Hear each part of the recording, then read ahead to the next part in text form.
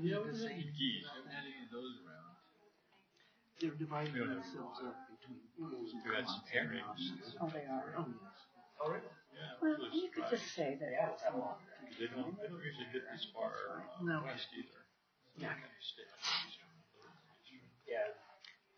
We get owls. We get falcons. Even live. Eagle. Are we it? Okay. We welcome all of you to our March 5th Planning Commission meeting. We are here to discuss 2 items tonight, and the first item, which I think you are all here for either item 1 or item 2 or both, and you will all get a chance to speak if you wish. So the first item is case number LDC 18-005, B/Land Code Development Amendment, and representing the county is Kelsey Dombrowski. Is that correct? That's close enough. Yeah. Very good. All right. So, good evening, Commissioners. Kelsey Dombrowski from the Planning Division.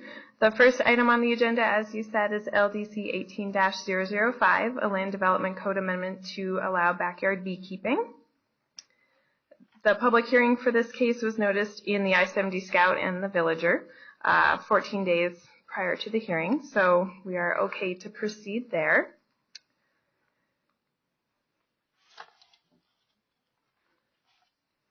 Jorge, any tips?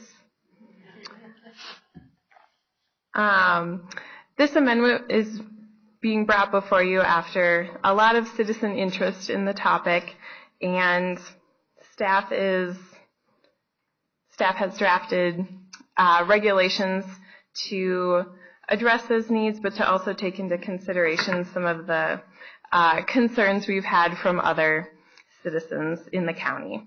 So currently, the slides will show up. Currently, beekeeping is permitted in a number of areas within the county. As per a Board of Adjustments interpretation, beekeeping is allowed on land greater than 1 acre in size. However, we currently don't have any provisions for keeping bees on land on lots smaller than 1 acre in size. A number of our neighboring jurisdictions do allow these types of sort of backyard beekeeping, backyard agriculture, and we're looking to present some possible regulations for you that could suit that need per citizen interest. Citizens who are interested in keeping backyard bees have cited things like honey, teaching their children, things like agricultural practices, responsibility, caring for animals, engaging in agriculture in ways other than just gardening. Citizens who are concerned about backyard beekeeping have mentioned stings, allergies, the unpredictability of bee behavior, as well as the potential to attract pests and predators. Fantastic. Thank you. No, that's fine.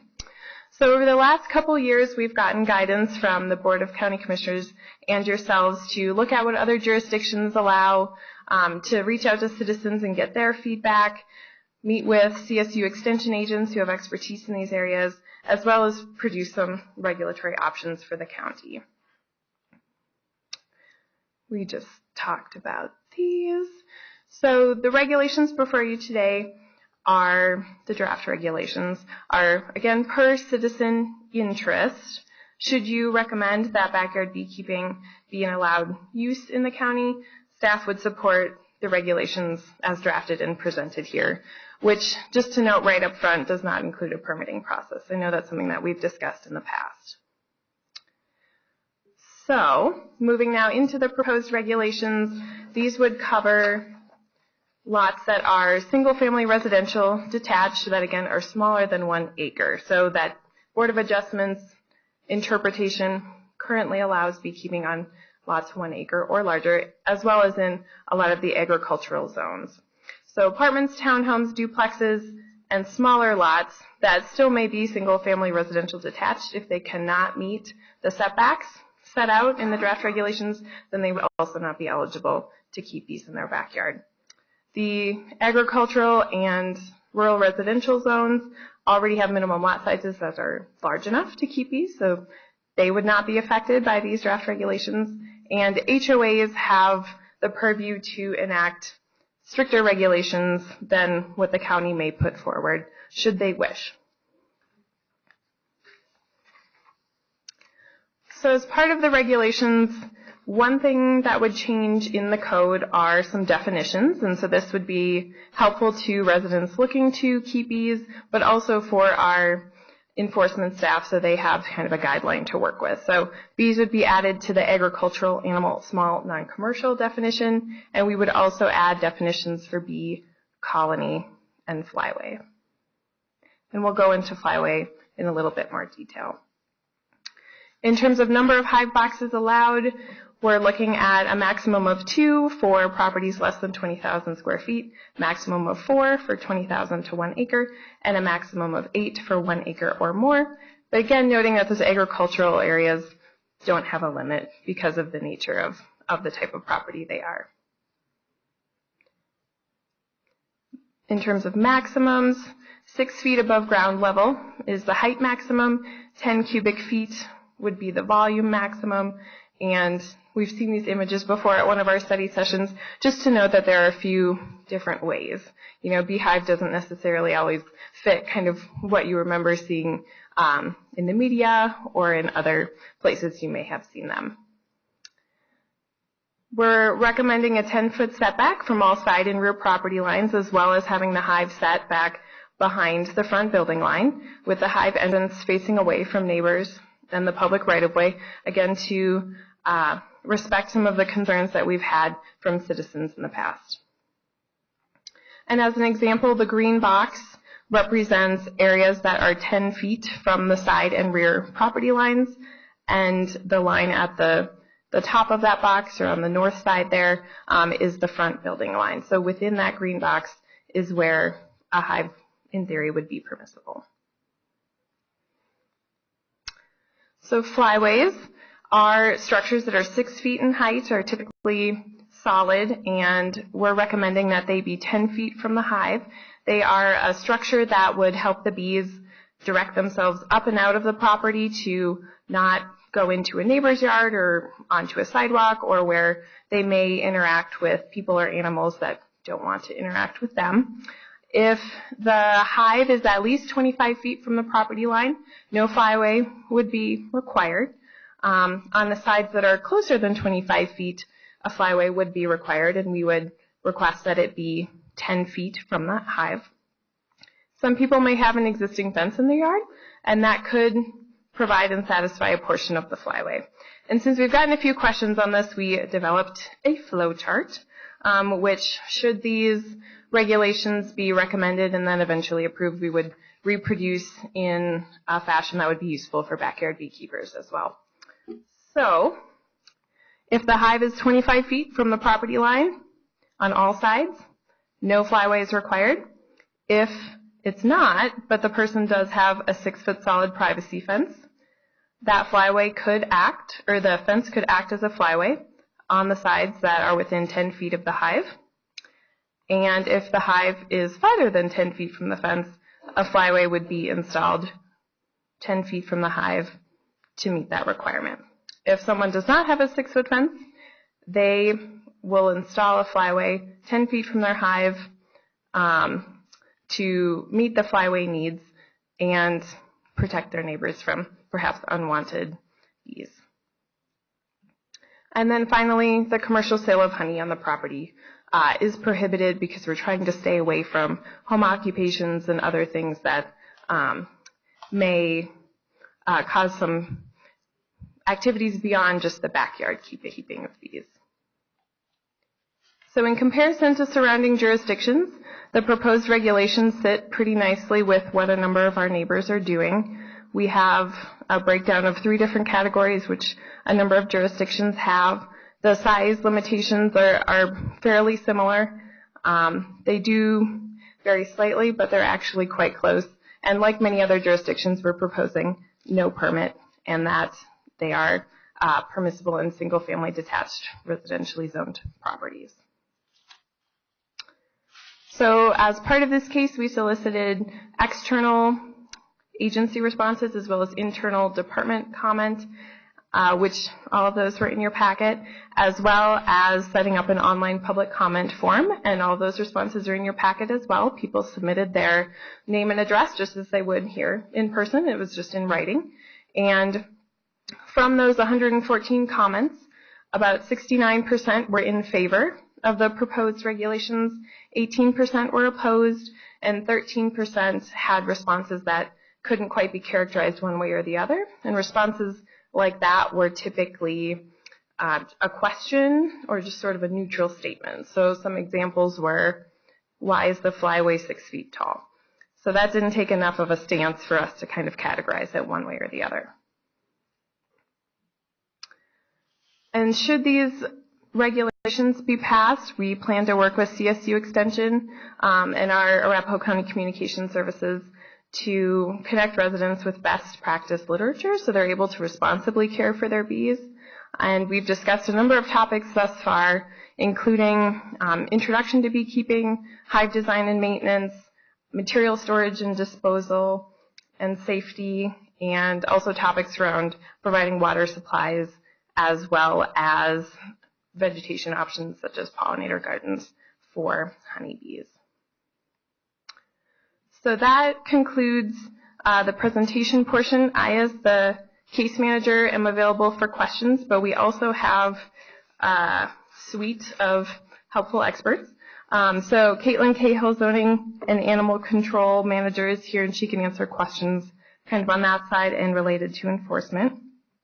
Lisa Mason from CSU Extension is here, and she has expertise in bees and beekeeping. And we also have Sheila Lynch from Tri-County Health here, who can answer questions along those lines as well. Sure. I have one question about the setbacks. Sure. So the setbacks read that they cannot be in front of the front plane of the residence. Is there anything more specific saying, is that parallel with it? Can it be even with the front, or is it 3 feet back, or is there any clarification on that? So how it's written right now is behind the front building line as well as 10 feet from that side property line. I think that would be a good, perhaps, attorney question or a good suggestion for language that we could clarify moving forward. Is there something that would help clarify that? Do you have a specific suggestion? No, I'd be curious if there are other best practices for that. Sure. I mean, I would assume you'd probably want 5 to 10 feet separation from the front of the house to the first hive or something similar. Sure.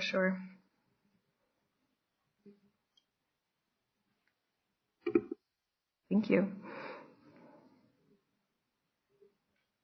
Other questions for me or for our other representatives? Any other questions? No? Okay. I guess not right now. Thank you. Okay, sure. Thank you. Okay, if we don't have any other questions, we will open the public hearing. We have quite a few people that have signed in. When I look at these addresses, they look like they are from, the majority are from the 4 square mile area. Madam Chair, the majority of the people are from my neighborhood, so I'd just like to say that before we start. Thank you. Very good. We'll make that part of the record. I will read off the names as you signed in, and if you change your mind and you would like to speak, you're welcome to. The first name is Robert Goldman, and please, if you do wish to speak, come forward and state your name and address, and we will give you 3 minutes for your comments, unless you're representing a larger group. And if you just agree with somebody who has already spoken, just come forward and give us your name and address and confirm that you are in agreement or disagreement. So the first name we have is Robert Goldman of South Alton Way. He says he does not wish to speak to the board. Is that still true? The second name is Michael Gadish of East Weaver Avenue, and you would like to address us.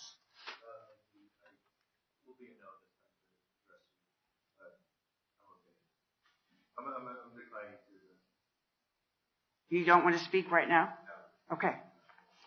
Julie Safford of Jersey Street. Okay. Linda Graham, East Jewel Circle. Would you like to come forward? Okay. Bill Graham. I'm Bill Graham. will please come forward to the microphone.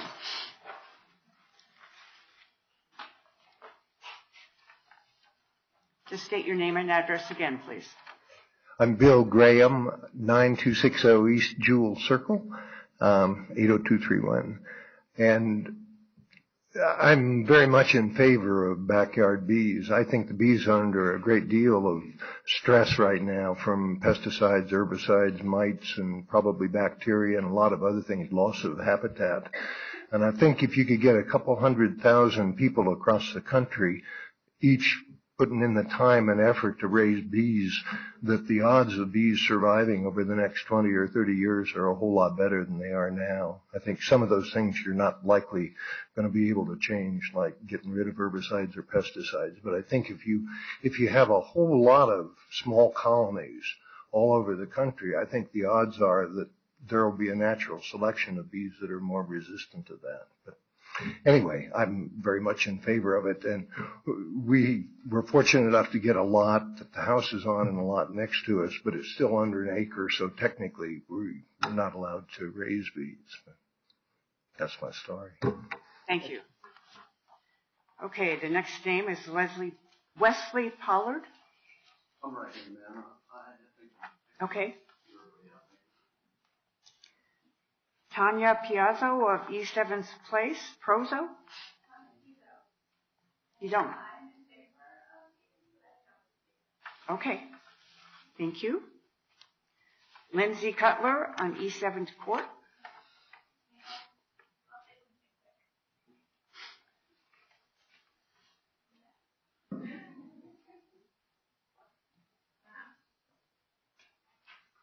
I'm Diane's neighbor. I live at Lindsay Cutler, 9056 East Evans Court, Denver 80231, and I am in favor of bees. I'm a small business owner and a landscape designer in Arapahoe County, and I receive a lot of requests for urban farms, raised beds, small food plots, chickens, and bees, and I would love to be able to grant those requests. And I look forward to reading the regulations in more detail. I've done a lot of work in Denver, and I've seen the success, and I've seen the animal husbandry and ethic that it teaches children and families and the caring for these animals. And as a mom, I see that the value in that and teaching compassion and ethical care for our planet and our species. So I support it. Thanks. Thank you. Scott Cutler? Okay. Guy Pizzo?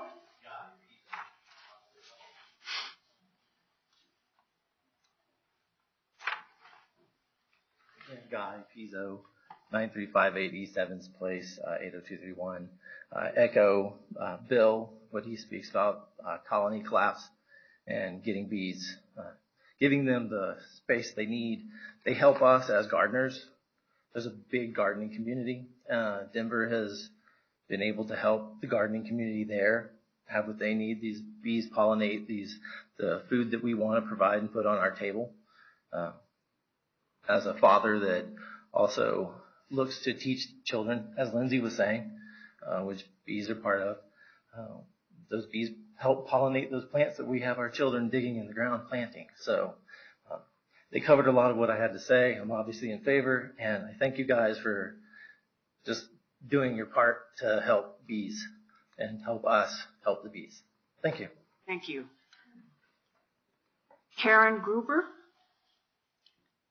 Yes, in agreement and in favor of, but don't need to speak. Okay. Thank you. Roger Chandler, Mansfield Drive.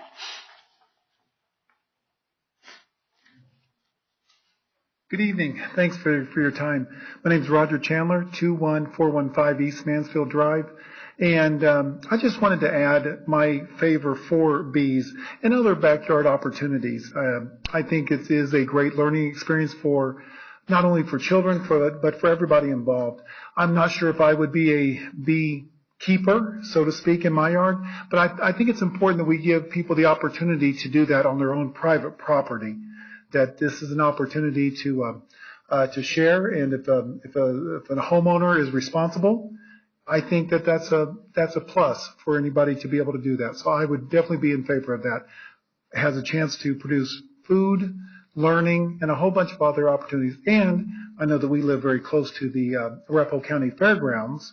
I think it'd be kind of great to have those kinds of competitions, those kinds of things to be able to be shared at the fairgrounds as well. So I'm in favor of that. Thank you. Lisa Spear? In favor, no comment. Okay, thank you. And the final name on this list is Randy Lewis.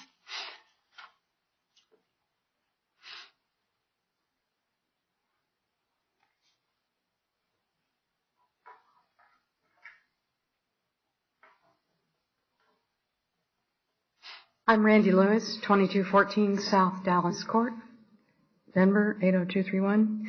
Very much in favor of the bees. I agree with the prior statements about the importance to have bees in our community to pollinate our gardens. It's fantastic. A couple comments I wanted to make on the regulations. I'd like to recommend that the definition of the flyaway be somewhat flexible. Our neighbors directly behind us, with no fence between our properties, had a beehive on their property for 2 years. And we had a few shrubs and trees in between our properties. And that was totally sufficient to keep them from swarming towards our yard or into our yard. We never, ever saw them swarming into our yard. Just a few shrubs seemed to be enough. And that's the other comment I have is I would hope the regulations would allow individuals or allow an HOA to set a different setback from the property line, that if a neighbor doesn't object to the bees being closer to the property line than the regulation requires, that there be an exception allowed in that circumstance. I wanted to ask you, did your neighbor notify you that they were going to have bees, or did Yes, they did. So that you were aware and said it was okay? Yes. Okay, that's helpful. Thank you. Yeah. Thank you. And they stopped having the bees when the county told them they couldn't have them. So they didn't realize they were violating any rules at the time. So they haven't been there for a while, but they were there for a while. And they were wonderful. Helped pollinate our garden. Okay, thank you. Does anybody else wish to come forward and speak about bees? Well, seeing none, we will close the public hearing. And does anybody have any questions for any of the staff or experts that came? I actually do, just real quick. Is there a definition difference between, or would there be between commercial sale and a farmer's market?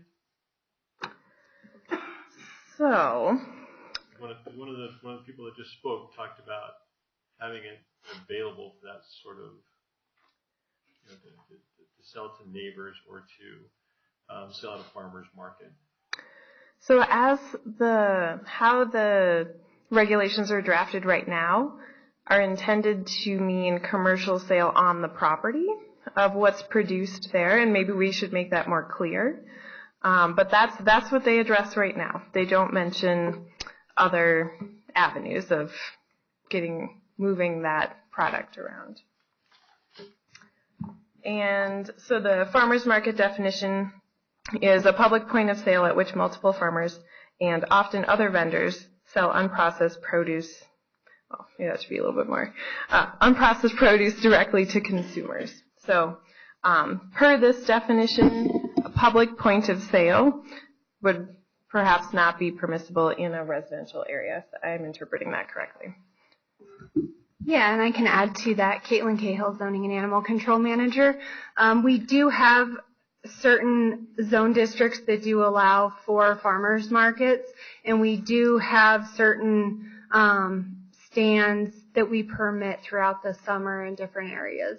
So as it pertains, just by looking at it quickly, as it pertains to just selling one specific product from the residents is what we're trying to avoid for the impact, changing the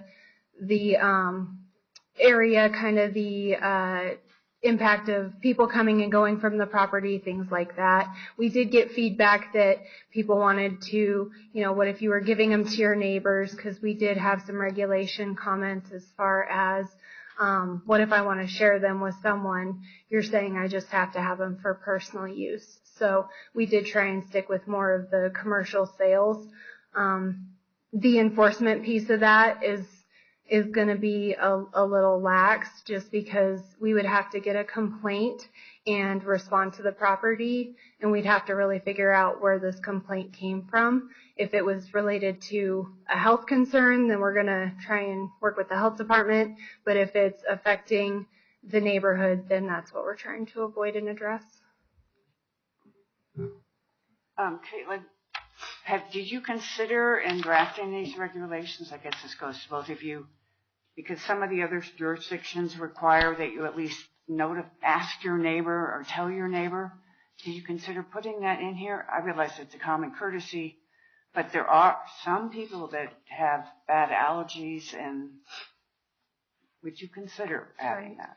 We did look into it. Essentially, the determination was if we're not going to make it a requirement or a stipulation of a permitting process, which we chose not to recommend, then it would be kind of hard. We can definitely do it in the best practices, but as far as specifically having it as a regulatory or enforceable type of code without having a permitting process, it would be really hard to address. I know you've emphasized that you have very small staff, and enforcement of anything is difficult, so I just don't want us to complicate things if we don't have it as something that should be considered, even if most people would do it probably automatically. Right. And we've actually, and I see here that Kelsey wrote it down, but yeah, we are really focusing on some of the stuff that doesn't seem necessarily reasonable from an enforcement perspective, of the educational opportunities that Kelsey had mentioned with coordinating with the CSU extension team and making sure that we really identify this is kind of a common practice, common courtesy. Please think about your neighbors, get their feedback. We have situations where, and I've seen in the past with other jurisdictions, that essentially a neighbor was denied a permit because they didn't get the agreement and sign off of all their neighbors. So without going through that permitting process, we really didn't have any pull to say, okay, your one neighbor's an objection, so we can't issue you your permit or you can't have your bees. Okay, but if they want to put up fencing for the flyway, they would have to come back through the county for a permit in a lot of cases. Yes, anything 6 foot tall privacy fencing does require a permit. And then if you're in an HOA area, obviously, where that type of fencing is not allowed, you're going to have to coordinate with your HOA to see if that's feasible. Because what's the height of a typical flyway? It should be 6 feet? Yes. Okay. Very good. Yep. Thank you. Yeah. Any other questions? So on that flyaway, it was brought up. So was there consideration given to a more natural flyaway, shrubberies or trees or something more like that than an actual fence? So we did talk about that. Yep. And I think the language we landed on, to refresh my memory, is that we would like it to be 6 feet tall and a solid material. So in the definition here, I'll bring it up for you. And Lisa may be able to give us some more insight into this as well. But in the definition we have drafted, thank you, we have 6 foot tall solid fence, wall, or thick hedge. And so I appreciate the comment of the lived experience of having trees or shrubs act as a flyway and as sort of a natural barrier. That worked well. I think that very well could work well. Some of the other side of that, comments we've gotten on the other side of that are, a hedge sounds great. How many years is it going to take to grow that hedge? So that's something to consider as well, that it may be take some time to get a more natural flyway barrier to grow. And then you say it has to be a solid fence? or it has to be a solid wall? Because the picture you showed kind of has like on the top of that kind of has like a lattice, which isn't really considered solid. So is the photo correct? So this is the photo borrowed from the internet, Okay. and I think it's a good representation of kind of what we're looking for, a structure to direct the flight path, kind of up and out. Again, Lisa, if you have any thoughts on this, you can feel free to pop down. But my interpretation on this is that, once you get to that top maybe foot or so, they're already kind of on an upward trajectory. But yeah, but if you would like Lisa to come, she is the bee expert. Yeah. I have a question. So, a thick hedge, are people going to get into, should it be a privet hedge, or can you just say thick foliage? I'm sorry, could you repeat that? Can you call it thick foliage rather than a thick hedge? Oh, like a hedge shrub or is a hedge. a very specific item. I think. Sure. We could adjust the language. Yes, we can definitely look into that to make it a little bit more flexible, as someone suggested. Right. Mm-hmm. Sure. Okay. Just operationally, when you have the definitions set forth in the Land Development Code, obviously you can put, if you want to, footnotes in that. But if you're emphasizing best practices for people to follow, especially things like a hedge or other type of landscape material to provide a flyway, or just encouraging people to speak with their neighbors. I think like a direct link, I know you're not responsible for setting up the pages and the links, but that would be really helpful instead of, burying it in like a 0.2 size footnote, to really emphasize the need for people to see what works best when they're contemplating something like this. Mm-hmm. So including easy access to Absolutely. best practices? Yep. Okay, yep. Thank you. Sounds great. Any other comments or questions? I guess not. Thank you. Madam Chair, I'd like to make a motion. Very good. Thank you very much, Mrs. Latzitz.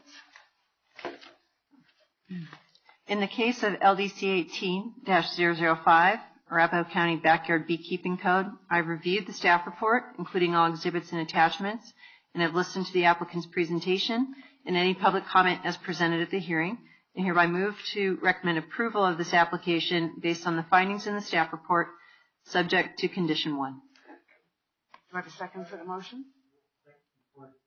There was some interest in defining the flyway definition. I just want to know if you want to include that in your motion or recommend approval as submitted, which has the current flyway definition, although that's not it.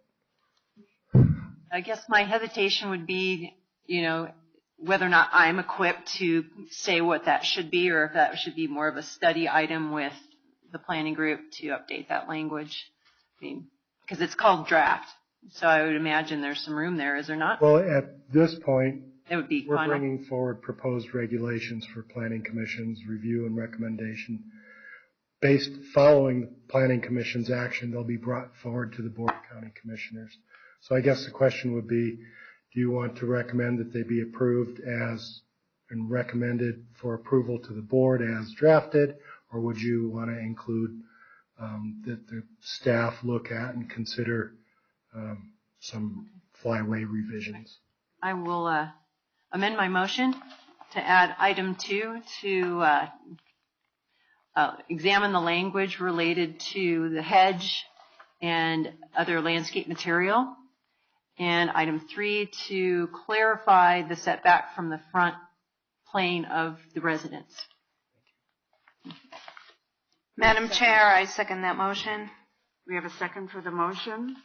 All of the board in favor of the motion? Aye. Aye. Anybody opposed? Motion for bees is approved. Our next item is case number LDC 18-006, chickens, the Land Code Development Amendment. And Kelsey Dombrowski will present for the county. All right. Okay, so the next case on the agenda, LDC 18-006, is a Land Development Code Amendment to allow backyard chicken keeping. This case was noticed in the I-70 Scout and the Villager for the public hearing this evening. Similar to the bees, we've had a good amount of citizen interest over the past several years, with citizens noting that in the agricultural portions of our county, those zoned to keep small non-commercial agricultural animals, chicken keeping is permitted, but in the smaller lot, single-family detached residential, currently chicken keeping is not permitted. A number of boarding jurisdictions do allow chickens, and I'll have another comparison table later in the slides that demonstrates sort of where our proposed regulations fall amongst our neighbors. So again, over the past couple years, we've been looking at what other jurisdictions have set forth and how they're working for them, connected with citizens to get their feedback, worked with CSU Extension, and then come up with some proposed regulatory options. Folks have expressed interest in producing local eggs, teaching children, again, how to care for animals, and have mentioned connections to the fair that one of our citizens mentioned. Going beyond just gardening and being able to produce other aspects of your food in a local food system. And we had a few comments that referenced homeowners' own experience growing up keeping chickens and wanting to be able to do that in a less agricultural setting. Folks who are concerned about keeping backyard chickens in their neighborhood have cited noise, smell, and other nuisance concerns, the possibility of attracting predators and pests, and people have also mentioned concern about depreciating property value if a neighbor of theirs keeps chickens in their backyard. So, as with the bees, these regulations are being brought forth after getting a number of requests and a good amount of interest from the public. Should the Planning Commission recommend the keeping of backyard chickens, staff would recommend the proposed regulations as presented here tonight. And again, no permitting process is proposed.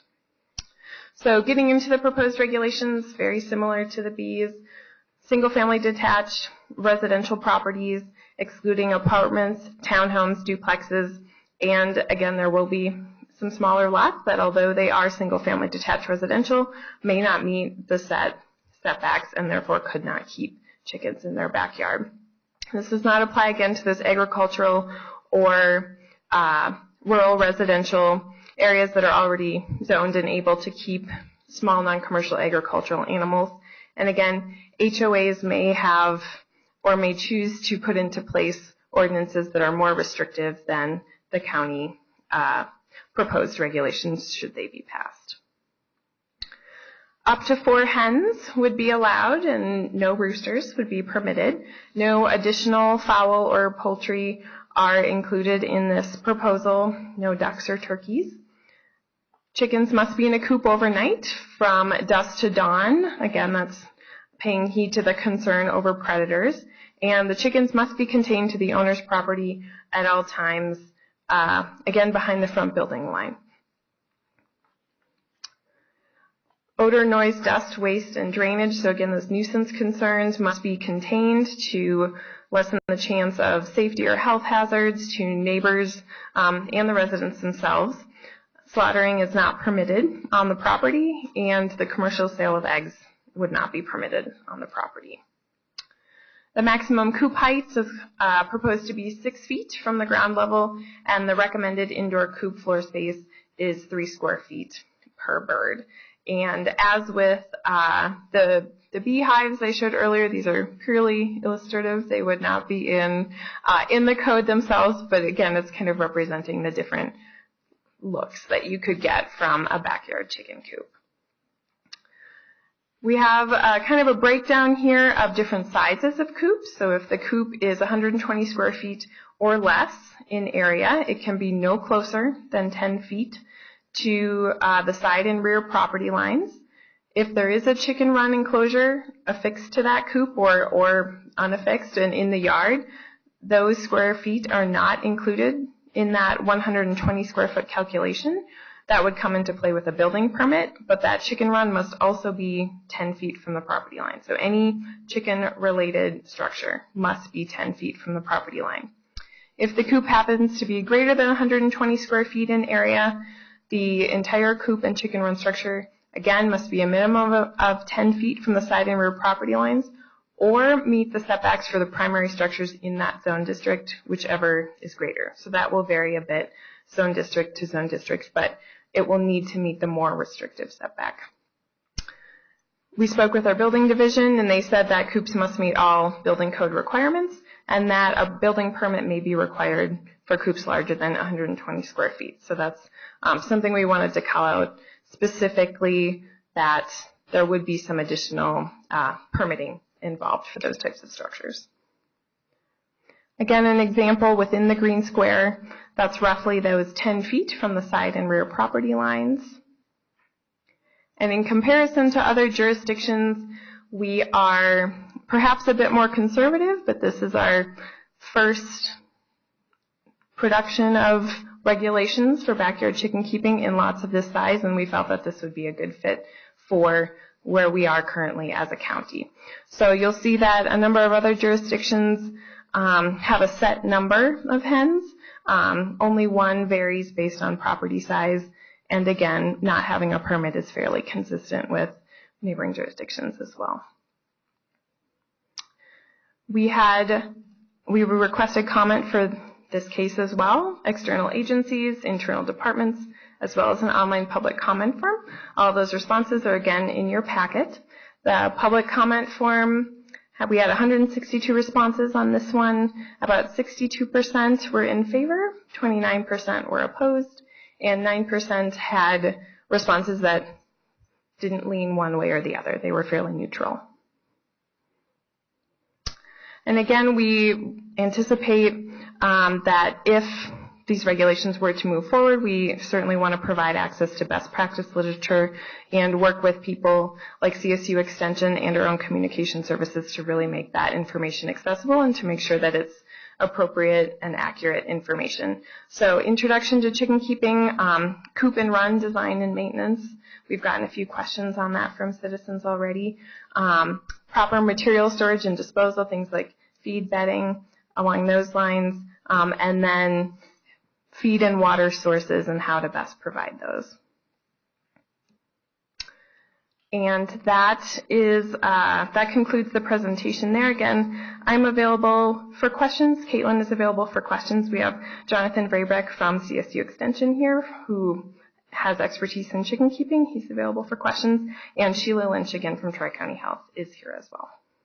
I would like to comment again, because some of the comments I have heard, people are very confused. They think if the county adopts it, that will override any of the HOA rules. And I think it should be emphasized more prominently, maybe at the top of anything, that HOA supersedes, because there is already confusion and people are excited about something that probably can't happen. And you have already said enforcement is, this is going to be problems for some neighbors against neighbor, but I worry about that too. Sure. In small lot developments that may meet the setback requirements. I have a question, Madam Chair. Yes. So has the planning department gathered any data from other jurisdictions on how successful backyard chickens have been? You know, I guess my concern is kind of an animal welfare thing, where kind of like the people who buy chicks at Easter and then they get bored with them once they're big. You know, has there been any negative impact of having backyard chickens in other jurisdictions? Alrighty, so the benefit of being zoning and animal control, I can speak to the animal welfare side of that. We did reach out through several different avenues. We are unique in Arapahoe County in that animal control is under Public Works and Development. A lot of other agencies, it's under the Sheriff's Department, Police Department, or a shelter. So I reached out to other organizations that have gone through this.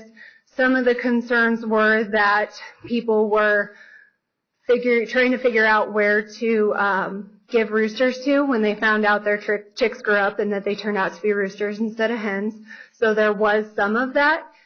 I didn't get a whole lot of significant feedback as to it was completely detrimental. We wish it never would have gone through. But there were definitely some concerns that they had to work through and trying to find resources and how to handle those situations. Yep. Oh, and one more comment. I noticed that Denver actually specifies that the coops have to be in the rear 50% of the lot, which I think kind of addresses that distance from the front of the home and would ensure that you don't have somebody putting a chicken coop, or a beehive for that matter, that close to the front of the home. That might be a good thing to consider when you're looking at the language. Any other questions? Okay. We will then open the public hearing. And we have a list of people that have signed in, and you are welcome to speak if you have not signed in, and you can change your mind at any time. The first name is Jean Jaffe of East Evans Place. Please come forward.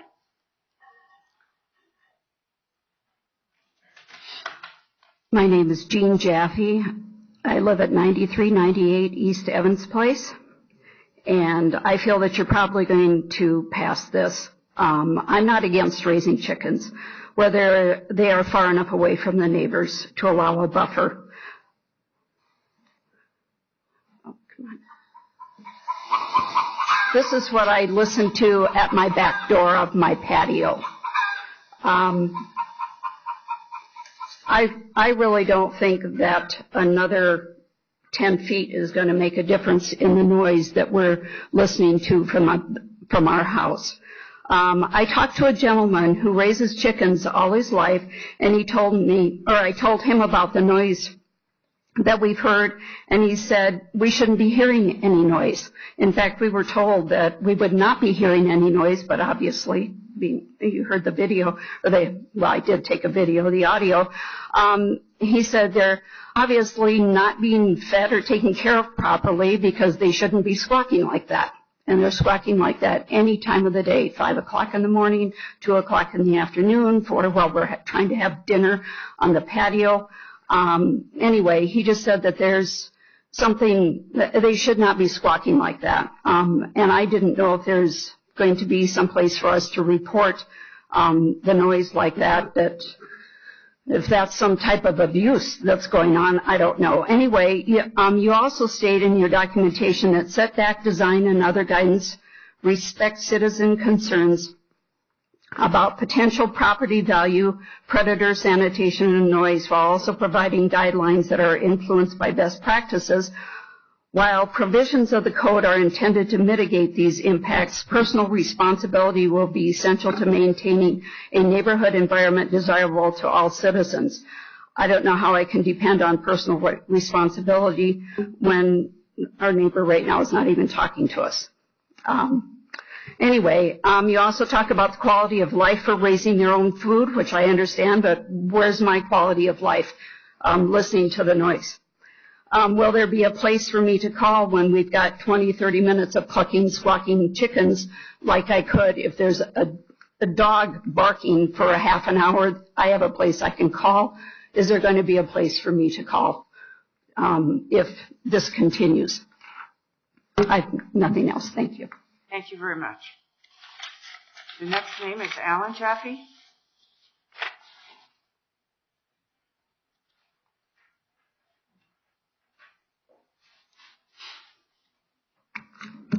Good evening.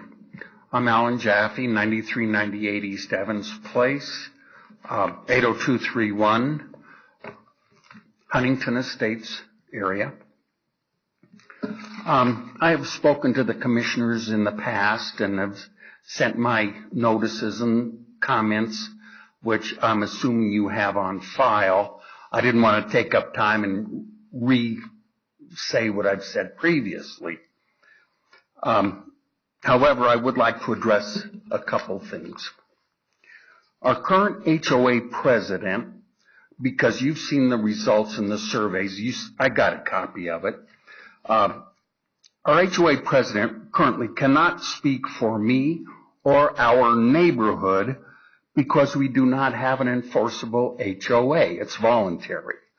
The comments she made personally are fine, but she cannot represent our neighborhood and my neighbors. If she could speak for a viable HOA, she would have to be against the chickens because the previous covenants did not allow chickens in our neighborhood. If your proposal passes, I strongly believe that permits should be a necessity. I know from reading your proposal that you do not favor permits because of extra costs and time in issuing them. However, I would suggest that you make a high fee in order to compensate for the extra time and or labor to make sure, first of all, that the homeowners that do have chickens in their backyard, maybe it would be an incentive for them to take care of them properly without any repercussions to the neighbors. The other thing I notice is your proposal does not indicate a minimum lot size for raising chickens and or bees. I think that a minimum lot size should be addressed before allowing backyard chicken raising. Our property sizes are small in our neighborhood, approximately 1/3 of an acre, which leaves backyards even less space, is somewhere in the vicinity of about 1/6 of an acre. The aerial photo that you had that was sent, it appears that the area has much larger lots than Huntington Estates and would be more conducive for backyard chickens. Where was the photo taken? Is it in southeast Aurora where they have larger lots? I mean, I don't know where the picture, it certainly does not represent our neighborhood. Perhaps maybe you could have used an aerial photo from our neighborhood as an example, or any other neighborhood that has smaller lots. Your photo is not representative of all the neighborhoods in Arapahoe County. And that's my point. We have different sized neighborhoods and property lines. Our neighboring community of Bedford Meadows has even smaller lot sizes than I do, or that we have in our neighborhood. Previously, I invited the commissioners to our home to see our lot sizes and where the chickens would be raised next door to us. I would have liked for any of the commissioners to accept my invitation so that my concerns would have been considered. You would notice that a 10-foot buffer does not accomplish a reduction in noise pollution. Regarding Section 12-2602, Requirements and Restrictions, Section D, you make point of odor, noise, dust, waste, and drainage must be controlled so as not to constitute a nuisance, safety hazard, or health problem to adjoining property uses.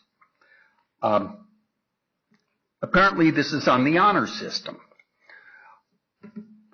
I would like to know if any of these restrictions, if they become lax or they're not followed, what recourse do I have?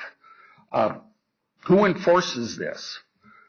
Do I need to contact the police, animal control, or even the zoning commission if there is a violation? Hopefully you will reconsider the proposal and do a more thorough and detailed study before making a final judgment. Thank you for listening to me. Thank you very much. The next name is Nita Reagan. Nita could not be here tonight. She's got the stomach flu. She did send me a letter that she would like me to read in front of you. Commissioners, Thank you for hearing my comments through a neighbor that I knew was attending, as I am battling stomach flu. My name is Nita Reagan. I reside at 2191 South Dallas Street, Denver and Huntington Estates in unincorporated Arapahoe County. I have served on our volunteer HOA board since 2011. I first want to bring to your attention an error in the submission we made to the county after asking our neighbors to weigh in on this issue back in January, and which is highlighted in the PDF document that was sent out with the notice for this meeting. The entry is entitled, Huntington HOA, care of Mary Hillsman, President, and it states that we submitted a request for comments and that 80% of respondents commented in favor of this code and 23% were opposed. These stated percentages are misleading, and I want to clarify what they represent, since I am the person to whom all the email responses went.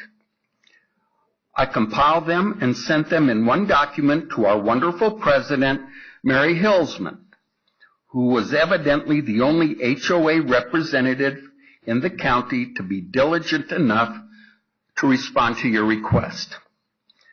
By the way, keep in mind that we are a voluntary HOA and are fortunate to have some wonderful people who step up to serve, and we do the best we can. Those two percentages of 87% and 23% add up to 110%. So that was a clerical error on her part, which I only noticed after she had submitted it. The actual percentage of households, some households submitted 2 responses and some only submitted 1, that replied were 23. We have 200 homeowners in our neighborhood. Of those 6 households were opposed, which is equal to 26.1% of respondents. 14 supported the chicken amendment, which is equal to 61% of the respondents. 2 households supported it, but only with some stipulation in the wording. And 1 stated they were neutral. Adding in those who supported with stipulations, that would be 16 households. The percentage of support was 69.6%.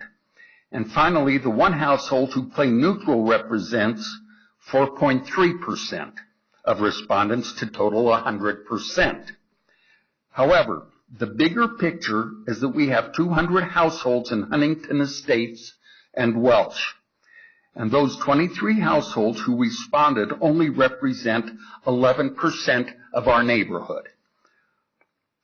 That means that 89% of our neighbors did not have enough information to form an opinion.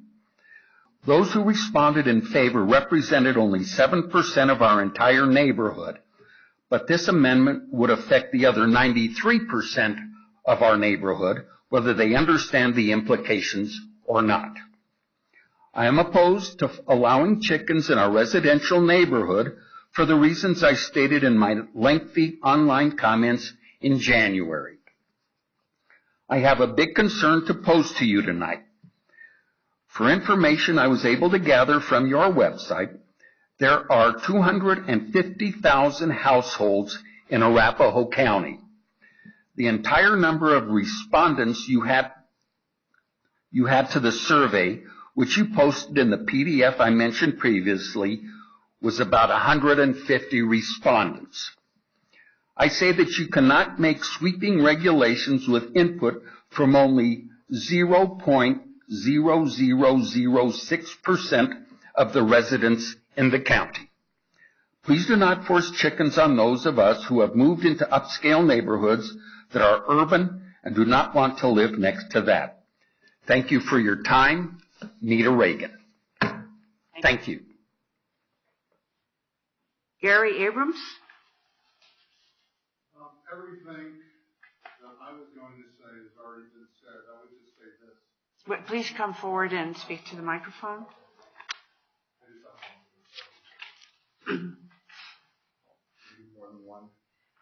We have 200. Please give us your name and address. Gary Abrams, 9359 East Evans Place, Denver, Colorado, 80231. We have 200 homes in a very, small area. If everyone in our neighborhood had 4 chickens, that would be 800 chickens in just a very few blocks. I would just say this: I agree with everything that was said by the last 3 people, and I'll just say this: it's never wrong to err on the side of caution. That's it. Thank you. Dana Ireland.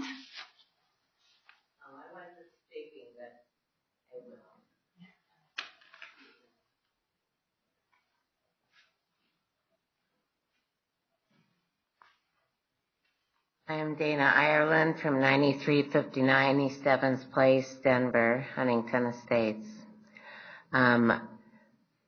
We didn't have a problem with our neighbors. I never have until the chickens came in. And we were woken up at 5 to 5:30 every morning with them squawking, and all throughout the day. And it was just relentless. And for whatever reasons the chickens did this, I do not know. But they worked and were gone the whole time that we, as working from home people, and our neighbors who were retired, that's what we listened to.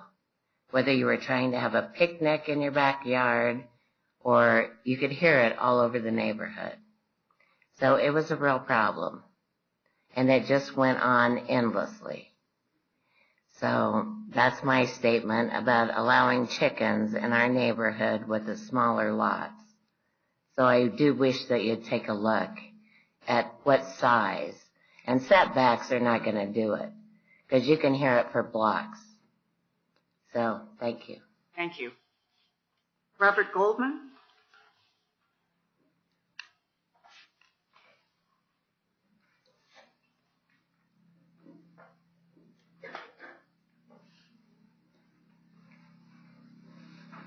Robert Goldman, 2131 South Alton Way, Huntington Estates. I did want to say that I did speak to the Board of Commissioners a number of years ago supporting backyard chickens. So it's on record, I don't know how many years ago, to say that I support having backyard chickens. I have several friends, families in Denver County who have chickens in their lots. They're much smaller than ours in Huntington. And it's of no impact. We're in their backyards. The chickens run around more freely than they would in an unfenced neighborhood like ours. And people in Denver that I know who have chickens have them freely. No problems, no issues at all. That's it. Thank you. Julie Safford.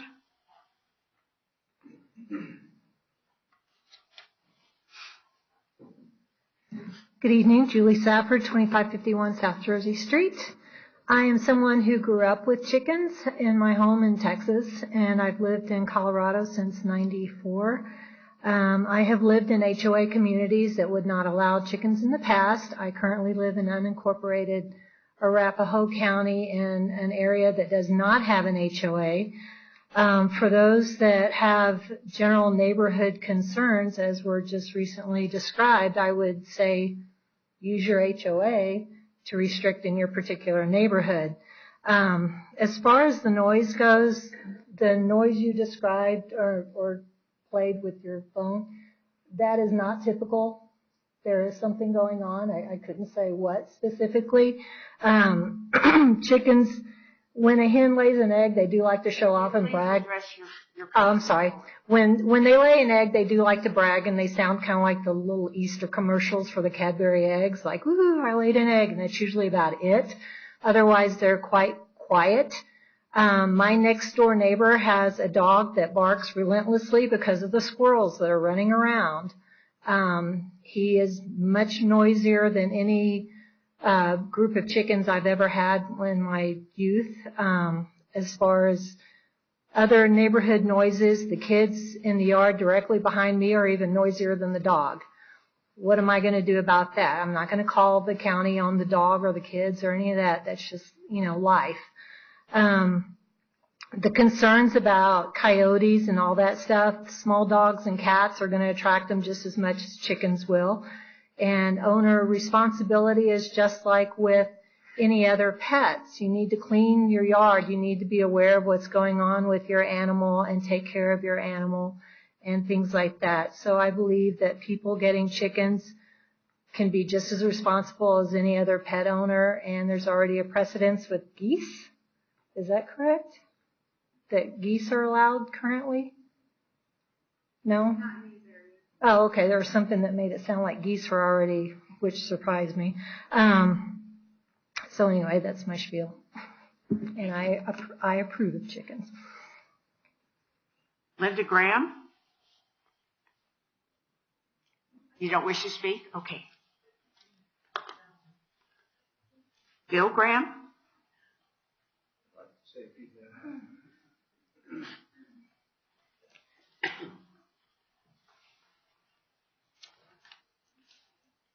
I'm still Bill Graham and still live at 9260 East Jewel Circle, 80231. 49 years and 8 months ago, the U.S. Army dropped us in Colorado, and we found a delightful place on Jewel Circle, and we've lived there ever since. When we first moved in, and for about 10 years after that, we had sometimes 14, 16, 18 chickens, probably 20 rabbits, 2, 3, sometimes 1 Shetland pony. Across the street from us, there were full-size Morgans. We had those chickens for a long time when the kids were growing up. They were just like playmates for them. Got to a time when the kids were a little less interested in those, and we cut down on the wildlife some. And was really surprised and kind of saddened when we got interested in bees and chickens again and found that Arapahoe County did not permit that anymore. And I don't know what happened, whether we were illegal for 10 or 15 years or what. But anyway, I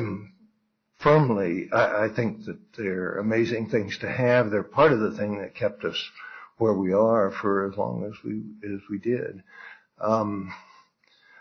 The chickens that have been mostly talked about tonight, we had a little experience with. We foster parented them for about 2 months after they had to move out of their property.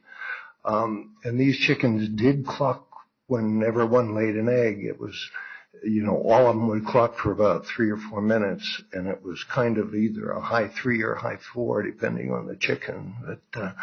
But most of the time they did not make racket at our place. It was kind of sad to see them go.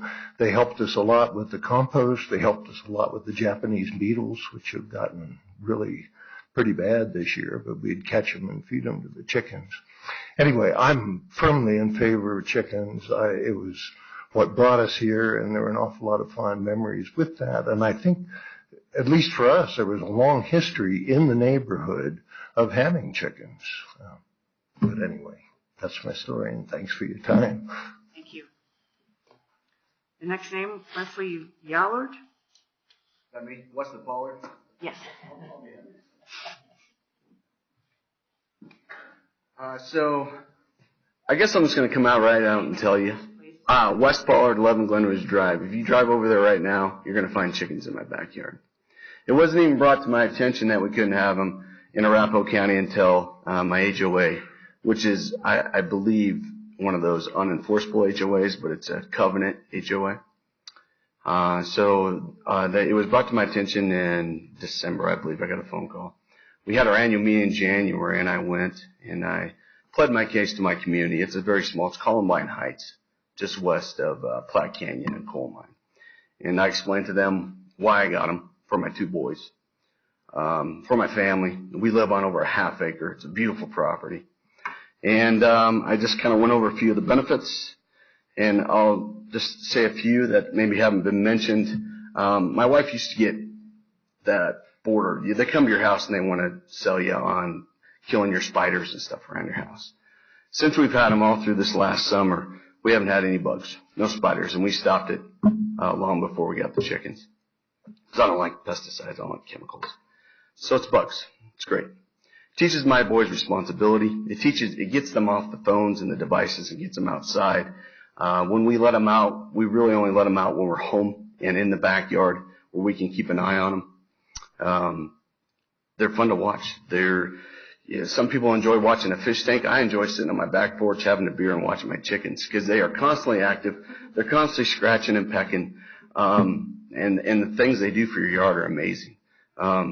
Their feces, if you want to call it that, their poop, you squirt it with a hose and it's gone. I can't do that to my dog's poop. I have to go around and pick it up. So it's very easily biodegradable and it breaks down very easily and it's good for your plants and trees and everything else. A lot of you have probably purchased chicken poop for your garden. So yeah, we love our chickens. And I also we eat a lot of eggs. My wife makes pancakes for our little guy out of eggs.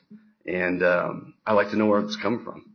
I don't care what it says on the box of King Soopers. I like to know what I'm putting into my chickens and what I'm eating in return. To address a few more of the concerns, again, the clucking has pretty much been covered, and I will attest to that. It's an egg song. If there is more than 20 to 30 seconds of clucking from a chicken, something is definitely wrong. And I mean, you're the board. You guys get these complaints on a daily basis about dogs barking. I love dogs myself. People calling complaints. I would think it would be that maybe you write in some kind of stipulation that if you continue to get complaints, then you're doing something wrong and you probably ought not to have chickens and something needs to be enforced. Because I'm very sympathetic to noise. I come from Wyoming and wide open spaces and I love peace. I love quiet. That's why I love my community. So I'm very sympathetic to those people who are dealing with that right now. I would not like that either. I would definitely talk to those neighbors. And obviously you want to avoid conflict, so report it. So maybe write that something in there. As far as predators, that's a big thing. So we got a small little dog, and I don't want a coyote coming in here and taking her. And if chickens are bringing it in, then that's a possible concern. But again, dogs, cats, all that brings in predators, and we deal with that on a periodic basis. We have coyotes that run the creek, Dutch Creek, that runs through our community or our neighborhood. But what you see up here is a very, very conservative parameters that you've placed on this proposed regulation for Arapahoe County, and it's really hard to argue with that. You're stipulating they got to be in their pen, protected after dusk, and that's when most of your predators come out. You don't see raccoons during the day; you see them at night.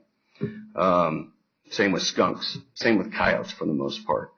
So the parameters you're already putting in this regulation are going to cut down a lot of that. Same with the noise and the smell. I mean, we clean our chicken coop anywhere from 7 days to 10 days at max, even in the wintertime. Summertime, a little more than that.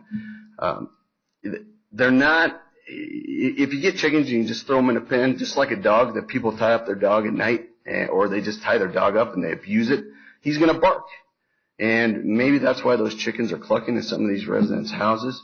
But if you take care of your chickens, I don't think you're going to see those problems. And they do take some maintenance. So I think most people are going to think before they go out and purchase chickens, before they have to go out and take care of them, that either they're not going to buy them in the first place, or if they do, 6 months to 9 months later, they're going to be like, yeah, we really don't want to do this. And there's so many Facebook pages and websites and community threads out there that people get on, and there's Colorado Backyard Chickens on Facebook. People are constantly trading chickens or saying, hey, my HOA got a hold of me, said I can't have them, and they're easily either sold or given away. So those options are out there. People, if they buy them, they're not just stuck with them for the rest of their life. They need to be taken care of. So yeah, I'm fully, if you guys send me a letter tomorrow with a fine, I get it. I confess to you. But I didn't want to come up here and tell my story and just say, well, in the past I've taken care of chickens. I'm taking care of them now. I know the deal. I know the egg song. But I also know the great enjoyment it's brought my family. So thank you for your time. Thank you. Okay, the next name is Tanya Piso. That's me. This young lady would like to take my time. Is that okay? That's fine. You can come forward. Hello, my name is Jamie Gruber. I live at 9055 East Jewel Circle. I am here with my mother, Karen Gruber, and I would like to thank Tanya for giving me her time. But I'm fully in favor of chickens. I would love to have chickens. I've never had chickens. I know that my father would like to we have a full maybe acre or so of unused land, and he's thinking about turning it into sort of a farm. And I would love to have chickens so that I can play with them, so that my family can use eggs that we know where they come from. A lot of my friends have chickens, and they've said that they love them and that they wouldn't trade them for anything. I would love to have chickens, not just for their eggs, and not just to have a playmate, but just to have a sort of almost a pet. I have had goldfish and I have had lots of different pets, and I would love to bring chickens into my life. Thank you. Thank you. Lindsay Cutler?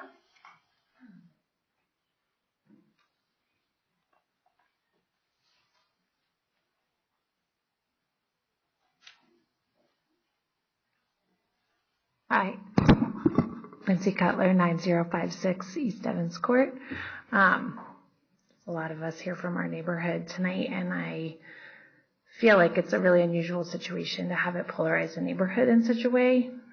When I was a resident in Denver, we didn't have chickens. We had one dog, and I had two very small kids, and it was a pretty difficult time for me raising babies. And my neighbor, she had just moved in with her son who was going through some difficult times.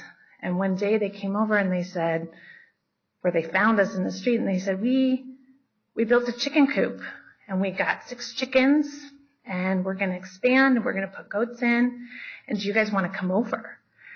And my kids were like, yeah.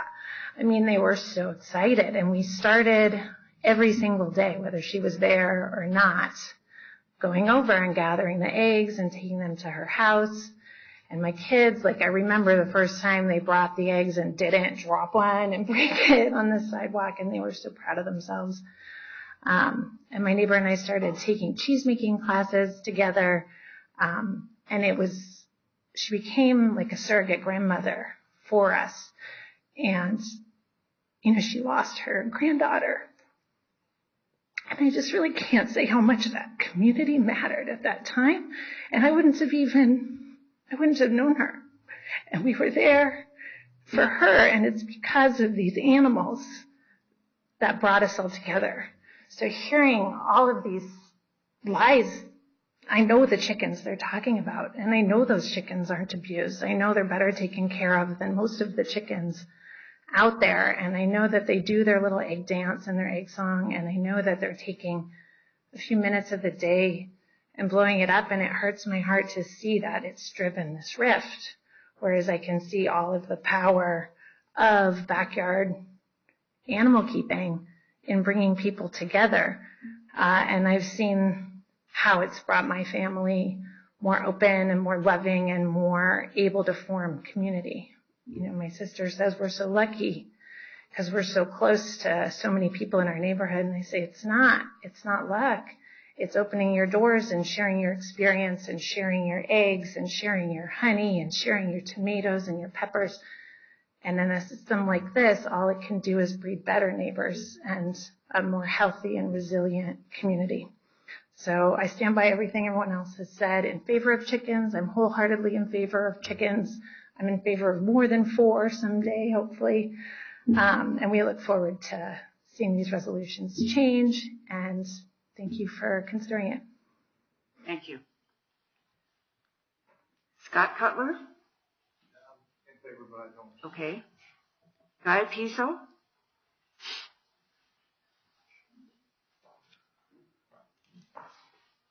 Again, Guy Pizzo, 93580 7th Place, 80231. I had written remarks about urban farming, and like I said earlier, there's a return to that. We all want, food sources that we are close to. People talked about that, so I'll kind of skip over that. I will address the noise that people have talked about. Chickens make noise. So do dogs, so do children. That's been talked about. I can refer to visits from the county.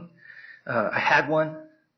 The representative came out, saw the chickens, asked what should we do with the chickens. They said nothing. They're not making any noise. They're quiet. They're obviously clean and well kept, well cared for. Keep them. We'll get back to you if we need to.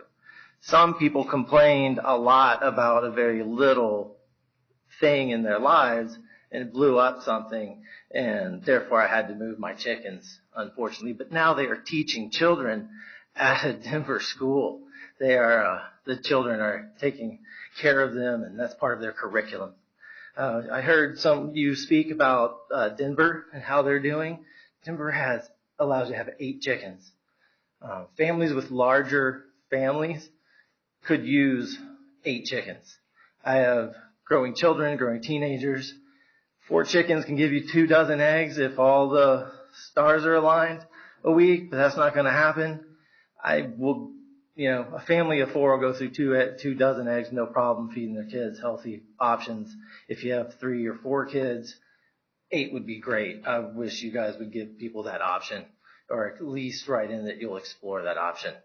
I want to thank you for doing this at all, because I think it's, obviously, I'm a cheerleader for slow food and being close to your food, and we should get back to our roots. That was mentioned in the presentation. Thank you again. Thank you. Karen Gruby?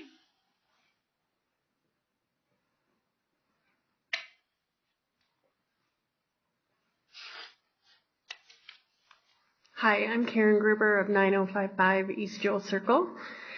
And I just wanted to, I don't know that I need to point this out, but the absence of a yes or a no shouldn't penalize those of us who are passionate and interested enough in this topic to vote or to give a voice to how we feel about this situation. And my hope, if this were to pass, is to bring chickens to our new home. We've just been there for a year now, and enjoy learning about chickens and caring for them and the great value that it would bring our daughter and ourselves.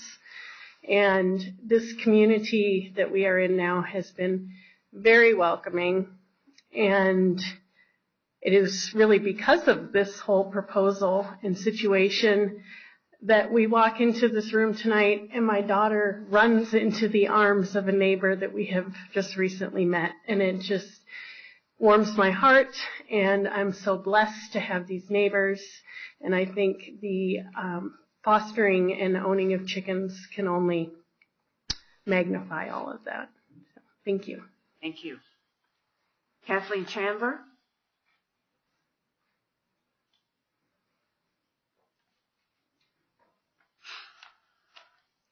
Hello, my name is Kathleen Chandler, and I'm at 21415 East Mansfield Drive. And when we first moved into our community, we live in unincorporated Arapahoe County, and so I had chickens. I bought the property specifically because there was an area already designed for chickens. Come to find out, my HOA does not allow chickens, and at the time, of course, the county also. My neighbor turned me in. Unfortunately, that was a sad moment because the neighbors that were closest to us, they had 2 boys, and they would come over and see those chickens. And they loved coming over, and they loved getting our fresh eggs. We eat a lot of eggs as well, and one is something that was locally sourced, my backyard. And so it was sad. So we were able to find somebody in our community way out in Bennett that took the chickens. A funny story of how I got those chickens. I happened to be at Murdoch's one day, and we were thinking about getting chickens, and a woman called and said she wanted to get rid of her chickens, and so I took them. So there is a community out there that does rescue chickens. There are people that want them because people like me, I wanted to help somebody out who didn't want them anymore.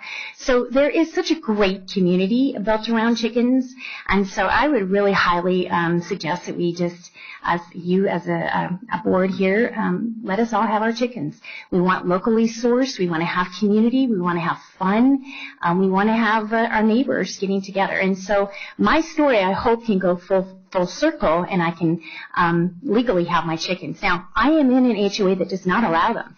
However, I am also on the board of my HOA, and we are in discussion about changing that once this ordinance comes through. So my feeling is, if you don't want chickens in your community, then work through your HOA. Whether it is to engage with them and get that HOA to go for your chickens, or if it's within your HOA to say, no, I don't want chickens. That's the great American experiment. We can move and live where we want to, and with the community that we desire. So I would hope that you as the board would also see that as an opportunity for us to make the county free so that the HOAs can decide within themselves. So thank you. Thank you. Roger Chandler?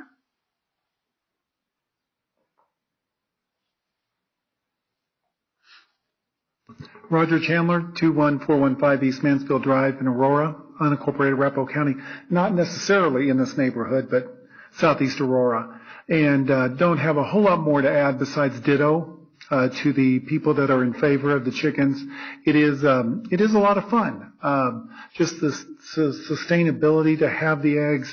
If you can go online just right now as I was sitting there, and if you go to any Whole Foods or any of these natural grocers, a dozen organic eggs range anywhere from about $4 to $5 a dozen.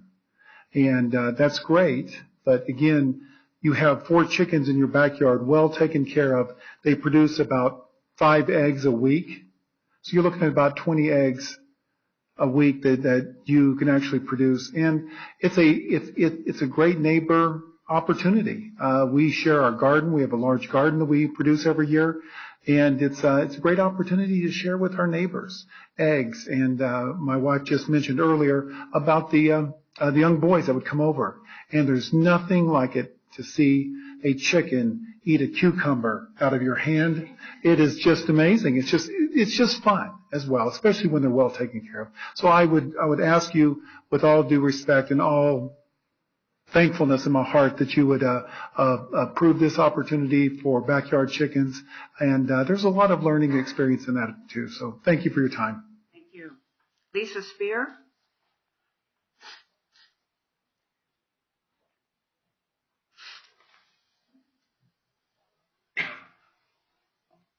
My name is Lisa Spear.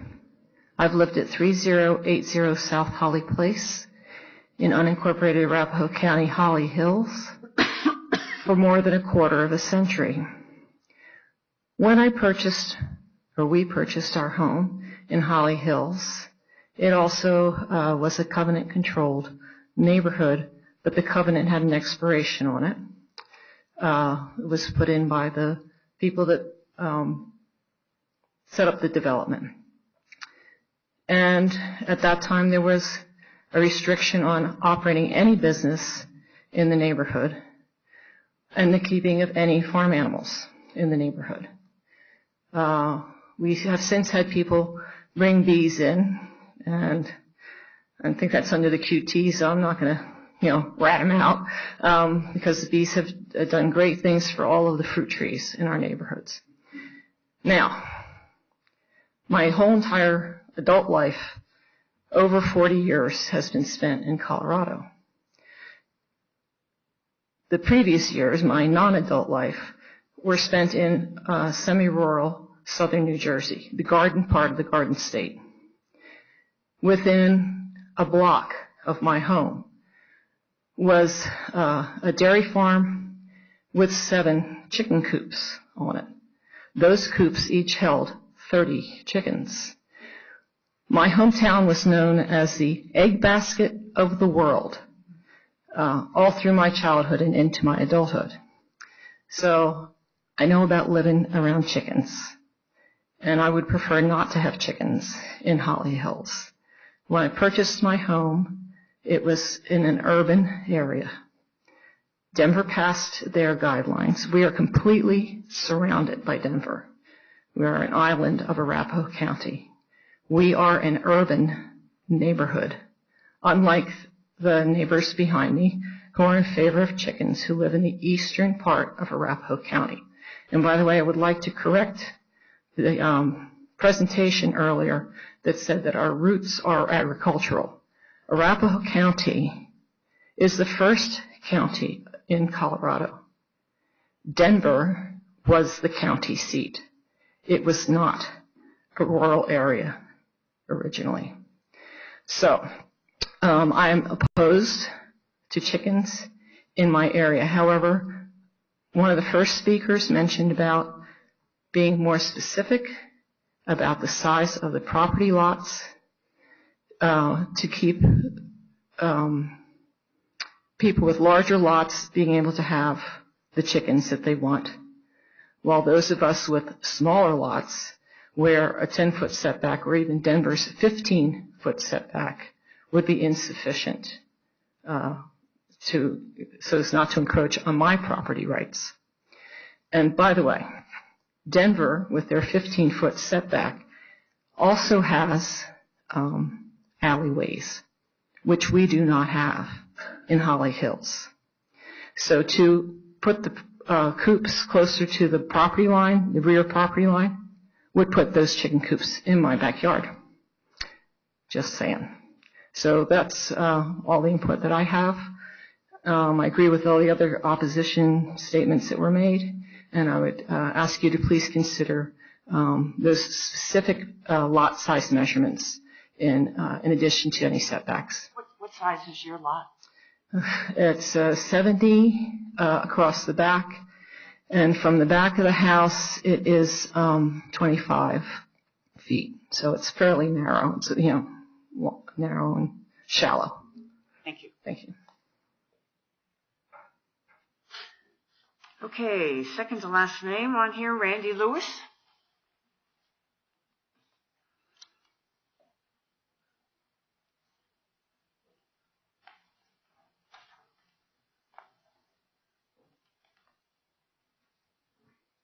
Hello again. Randy Lewis, 2214 South Dallas Court, Huntington Estates. I'm in favor of allowing chickens. I'd first like to make a couple of comments on the regulation itself. It's been mentioned that it's necessary to prevent the chicken coop from becoming a nuisance. I would suggest the language of the regulation require predator-proof or predator-resistant coops be built, and also require rat-proof feeders in order to prevent those possible nuisances. I'd also be in favor of allowing more than 4 chickens, maybe up to 6 or 7. If they're going to go to that trouble to raise chickens, it'd be nice to have enough to share eggs with their neighbors. And then in regard to some of the comments that have been made, I have to disagree with the experience that some of my neighbors have had, particularly the first 3 neighbors that spoke opposing chickens. We're all talking about the same chicken coop that is 10 feet from my back patio. There's no fence between our properties. The coop's right there. We see it out our back window every day. It's never been a problem. I've found the owners to be very responsible. The chickens do celebrate laying an egg for maybe 30 seconds, and it's a pleasant sound. It's a happy sound. Very occasionally, the chickens will get agitated and cluck like that recording where clearly something is agitating them. It only happens once in a great while, and maybe for 5 minutes. My husband and I are both retired.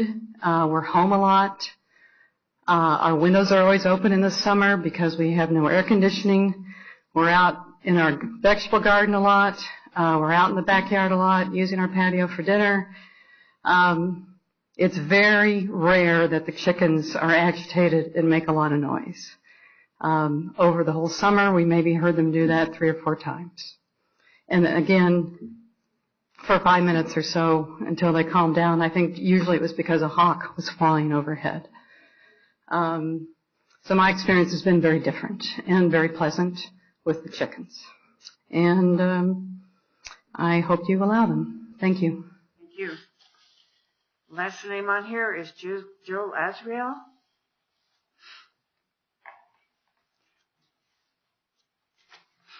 Hello, Joel Azrael, 5954 South Viola Way, 80111 unincorporated Arapahoe. I didn't have any time to prepare, so hang in there with me, because I just found out about this today. But I'm in favor of chickens. We actually were very fortunate last summer. A friend of ours who happens to be a judge in Denver, who started her chicken keeping when it was not quite legal in Denver, but she was moving and needed to get rid of her coop and all of her supplies, and we knew they were not legal, but we knew that the county was considering legalizing them, and this was an opportunity to get thousands of dollars worth of things, chicken coop and everything, to prepare. So we took them, and it was an all-or-nothing deal. She had 3 chickens and 2 ducks, and we didn't want the ducks, but we wanted to start raising backyard chickens, and so we took them. Within 2 days, we realized that the ducks were trying to mate with the chickens, and I couldn't handle the stress, so within 2 days, I was able to rehome the ducks. So it was very easy and very quick to be able to rehome and find homes. Unfortunately, though, within those couple of days, the neighbors heard the ducks and complained, and we had a few months to keep them, but we did have to rehome them, which also was quite easy to do, and we can get them back, hopefully, if things change today. But I did want to kind of share just my family's experience for the few months that we did have the chickens, and I would say it, to this day, remains one of the most rewardable experiences that my family has been able to have together. And it also was a great community building experience. So we talked to a lot of our neighbors before we got the chickens, and they were super excited that this was something we were going to endeavor upon, and they were super thrilled that they could now have chickens to visit in our neighborhood, and all the neighborhood kids would come to our house all throughout the week to visit us. I broke my arm in October, and I have no doubt that had we had our chickens, that all the neighbors would have been able to help take care of them through the winter months. And I really do believe that it's the chickens that really helped to bring our community together and our neighbors together, where we now know them and are friends with them. And the other really positive thing was it got my kids off the screen. They were super excited to wake up every morning and go out and collect the eggs from the chickens and feed them and let them out of their coop, their run, can't remember which one, and would sit with them and just watch them, and it was just such a wonderful experience for our family to be able to enjoy that. So we hope to get Artique and Fish and Omelet back, hopefully soon. My kids have named them. There was one other thing I wanted. So also in the months that we had them, I want to let you know that I've now gotten to know a lot of urban chicken farmers. And my experience is that they're very responsible individuals. It's a lot, I think, to take care of chickens. It's not a light-hearted endeavor. And so I don't believe that, everyone is going to go out and get chickens. I think that there are those of us that want to live more sustainably and know our food where we can, know where that comes from. And sorry, now I'm just rambling. So I am in big favor of chickens, obviously, and appreciate your time. Thank you. Thank you. Does anybody else wish to come forward? Okay.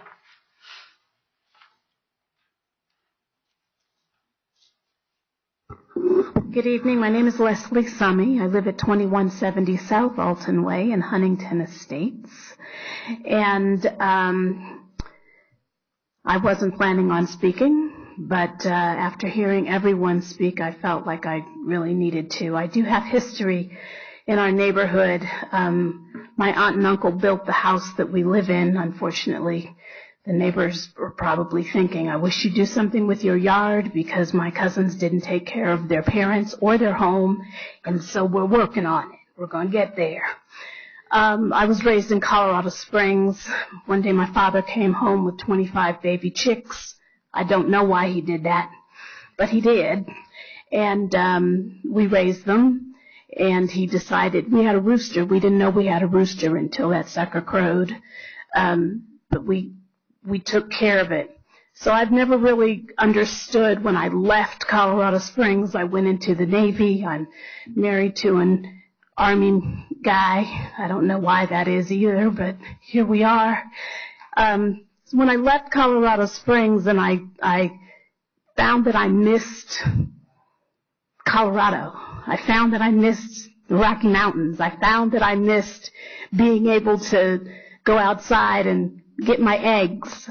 I found that I missed all of the things that happened. So what a blessing it was for us to be able to relieve my aunt before her passing of her home and to promise her that we would take care of it and we would bring it back to its former glory. So my experience has been with chickens that they are no louder than my next door neighbor's dogs or my dogs. One of my neighbors in particular, I love their dogs, but every now and then in the middle of the night, I hear their dogs. I'm wondering why their dogs are outside. But it's not a problem because we're neighbors. And I know that one day my dogs will be barking and they'll say it's not a problem because we're neighbors. We tend to take care of each other. And my hope is that in all of the conversations that we've had this evening, all of the comments that have been made this evening, that we are able to come together as a community, as unincorporated Arapahoe County, knowing that not everybody, even though we might be allowed to keep bees and chickens, not everybody's going to do that. So it's okay. It's probably not going to be, we're not going to have chicken parades. Probably not. If we do, they might be cute, dressed up like the dogs. Who knows? But I did want to say that I am in favor of having some chickens. Don't want to have the $20,000 coops like they have now in Silicon Valley, California, where people are coming home and having their wine and watching their chickens. Don't need all of that. But I would like to have some eggs that I know where they came from, where my children can get off those screens and go out and do something so they can be productive citizens once they leave my home. Thank you. Thank you. Does anybody else wish to come forward? Yes. We've had a lot of comments on chickens overall and noise specifically, so I'd actually like to invite Jonathan Brabeck from CSU Extension to share some information with you. One of the things that we do is we try to educate people who have backyard poultry on proper care and maintenance of their flock. And we also give them information so that they're well educated before they get into it. And one of the things that we do in our presentation is talk about the noise concern, because that is something that people talk about. And to give you some reference, a residential street is about 55 decibels. A human conversation is about 60 decibels. Hens at their loudest, when they're stirred up, like the example that we heard, they would be at about 70 decibels. A vacuum cleaner is about 80 decibels, and so on. You can keep going up. Car traffic is about 85 decibels. So that just gives you some points of reference to be able to gauge what kind of sound you're talking about when considering the noise of poultry. Hey, Jonathan? Yes. If you don't mind, just kind of explain who you are. I mean, I know who you are, but I don't know if everybody here does. And can you explain a little bit how, because I know you're in charge of 4-H, how does that work with the kids and such? Will you just kind of explain a little bit of that just in the county fair? Sure. My name is Jonathan Brabeck. I work for Colorado State University Extension. I've actually been with Colorado State University Extension for 20 years now. And here in Arapahoe County, I've been here for, I think, going on 6 years. I'm the Agriculture and 4-H Youth Development Agent for Arapahoe County. And as far as backyard poultry. Although, we are supporters of the local food industry and things like that. But mainly my concern here, or my role here, is just to provide information and make sure that it's being done responsible and to provide information for you all. With the 4-H program, we do have a poultry project.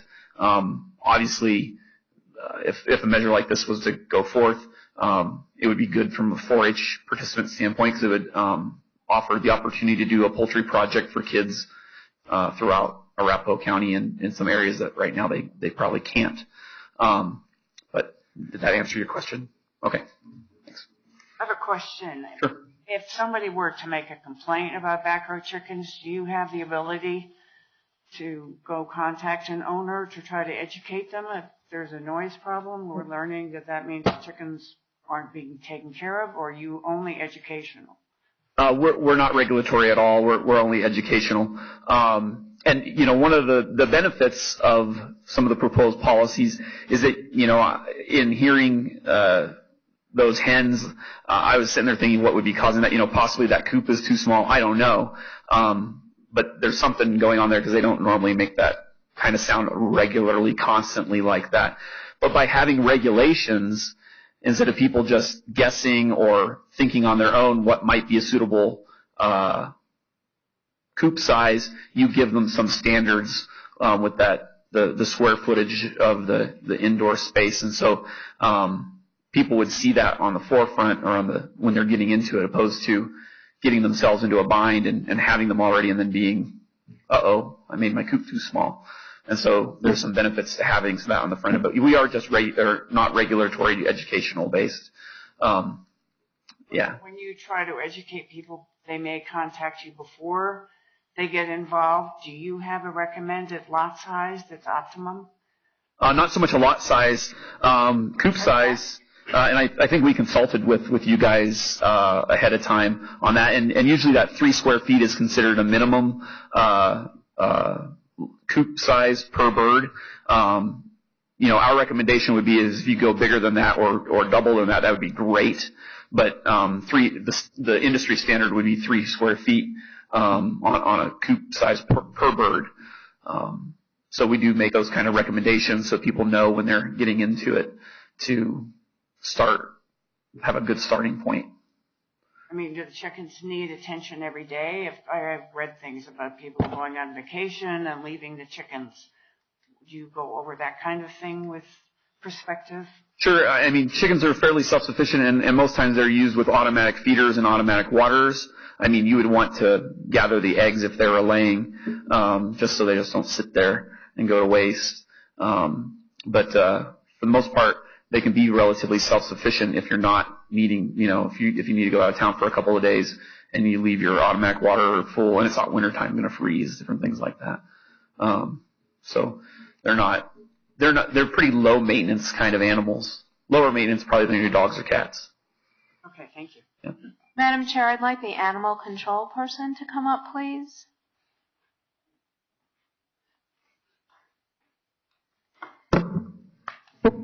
I don't imagine you get many complaints about chicken noise because of the fact that previously a minimum 1 acre size lot was required.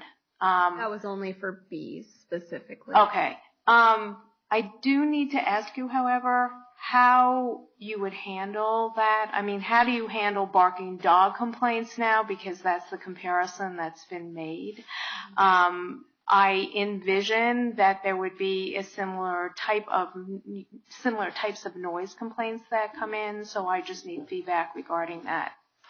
Sure. So when we looked at these regulations, the question came about, do you feel like this will cause you more work or less work? And it's honestly hard to say at this point and I'll start with the zoning perspective and then go into animal control. Currently it's black and white. There is no regulation as far as can you have a little bit here and a little less there. It's simply no chickens allowed, enforce, and handle it that way.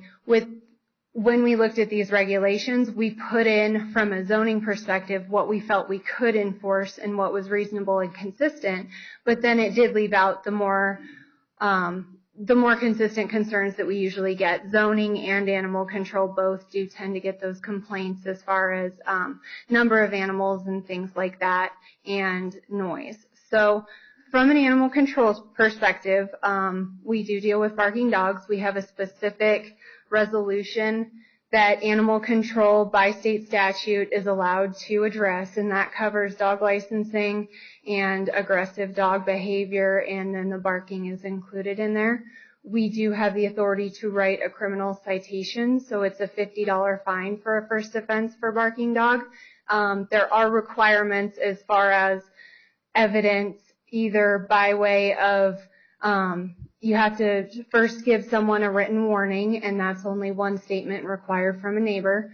If you go up to citation and it meets that threshold, it does have to either be a complaint from a neighbor with audio or video evidence, or they have to have a second neighbor to complain. So we do have a certain level and threshold that has to be met in order for that citation to be issued.